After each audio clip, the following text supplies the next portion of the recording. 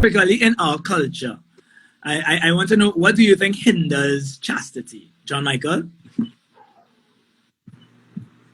I would say is the again the environment that we grew up in, the music, the shows we watch, everything that we see, or most things that we take into our system, into our minds, are usually distorted, in terms of the whole idea of chastity. So it actually is like countercultural in a Yeah. sense. So being within or living outside of chastity is quote unquote normal to the average person.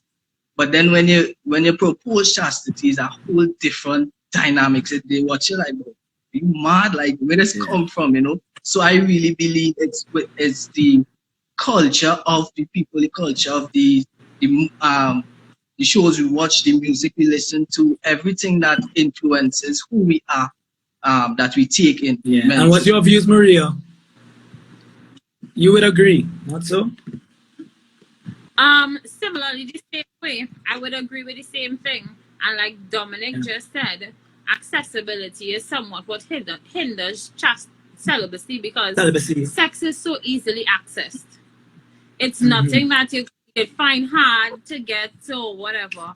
It's something that is talked about all the time in school. Instead of they asking you, okay, so how are you, saving yourself? Those are not questions that people are going to ask you.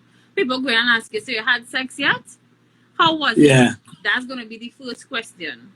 So Yeah. as So, Mr. Michael said, our culture, our music, not to say carnival is bad, but all these things add to us not being able to practice chastity if our minds are not strong. Because if your mind not strong, you're going with the wind.